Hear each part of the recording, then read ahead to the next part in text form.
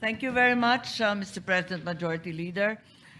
Esteemed colleagues of the Philippine Senate, good afternoon. I rise to co-sponsor with Senator Marcoleta and Senator Cayetano the proposed Senate Resolution 307 entitled Resolution Expressing the Sense of the Senate of the Philippines to Protect All Filipinos Against Extraordinary Rendition and Guarantee them a reasonable time prior to their surrender by or extradition from the Philippines to seek redress from the courts and avail of legal remedies. Ang hustisya na ipinapataw ng dayuhan ay hindi hustisya. Ito ang pagpapahiya. Ito ay pang-aalipin. At mga kababayan ko, hindi tayo alipin. Tayo ay Pilipino. At kung Pilipino ka, hindi ka susuko at hindi mo isusuko ang kapwa mong Pilipino, hindi mo isusuko ang iyong pagiging Pilipino. Almost 1 year ago, on that fateful day of 11 March 2025, the Philippine government, acting in coordination with the International Criminal Court, a tribunal whose jurisdiction the Philippines has long and consistently denied, caused the arrest of former President Rodrigo Roa Duterte without a warrant issued by any Philippine court. Not content with effecting that arrest, absent any local judicial authority, the government then transported him to The Hague, thereby completing what can only be described as an extrajudicial rendition. Ganito ang nangyari kay Rodrigo Duterte sa kamay ng mga dayuhan na para bang wala siyang sariling bayan, na para bang wala tayong kakayahang humusga sa sarili nating bansa. Mga kababayan, kung may anak kang nasa panganib, ipapasa mo ba siya sa kamay ng iba? Kung may kaibigan kang pinararatangan, hahayaan mo bang ibang tao ang humusga sa kanya habang nakatali ang kanyang kamay at wala siyang laban? Kung ang iyong ama, matanda na at may sakit, ay kinakaladkad palabas ng inyong sariling tahanan, manonood ka na lang ba at walang gagawin?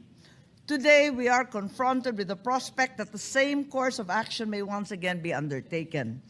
If we are to remain faithful to our oath to preserve and defend the Constitution, we cannot allow this to pass without clarity, without principle, without constitutional fidelity.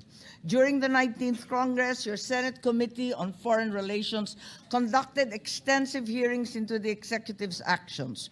From the testimony of respected and constitutional authorities, including retired Supreme Court Justice Adolfo Ascuna, a member and author of the 1987 Constitutional Commission, and the constitutional law scholar, Attorney Alexis Medina, two propositions emerged with unmistakable clarity. First, the judicial intervention by Philippine courts is indispensable before the government may arrest a Filipino citizen within our territory and transport him to another jurisdiction. Second, any Filipino citizen arrested in this country without local judicial proceedings retains the right to seek redress before Philippine courts. These are not technicalities. These are constitutional imperatives repeated time and again. And no degree of legal engineering, of semantic maneuvering, or strained interpretation should be permitted to circumvent these constitutional guarantees. During the committee hearing on the 20th of March 2025, Attorney Medina clarified that the term surrender under Section 17 of RA 9851 applies only in two instances. First, when the person to be arrested has already voluntarily surrendered to the custody of the national government, thereby negating the need for extradition proceedings. And second, the person to be arrested is an alien, in which case what will be involved is only a deportation process which does not involve any court proceedings at all. Outside of these very narrowly defined instances, the arrest and transfer of a person to a foreign jurisdiction without local court proceedings would not be sanctioned by our Constitution. For our 1987 Constitution is unequivocal.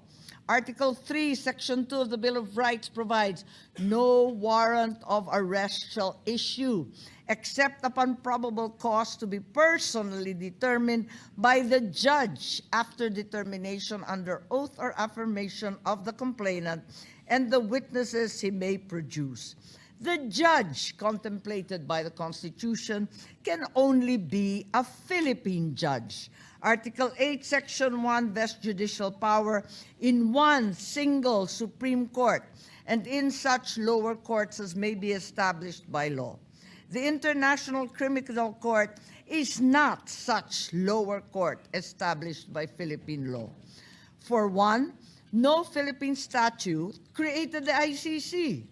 For another, if the ICC were indeed a lower court, then it clearly means that the Supreme Court can reverse or nullify its decisions and even discipline its judges.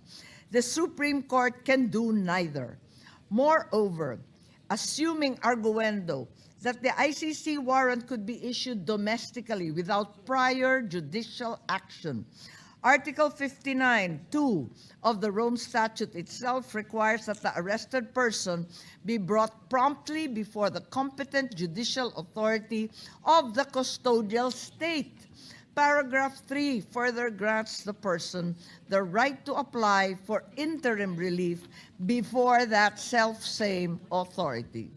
As Justice Escuna testified during the committee hearing of 10 April 2025, the failure of Philippine authorities to bring the arrested individual before the local courts constitute a violation of Article 59. And as emphasized within our own legal system, there will be consequences for that violation.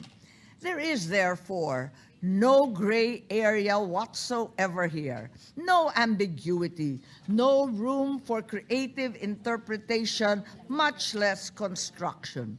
Only Philippine courts may issue a constitutionally valid warrant of arrest enforceable within our jurisdiction, and any person deprived of liberty within Philippine territory without such judicial authority has the right to seek redress before our courts, whether that person be a private citizen, a former president, or a senator.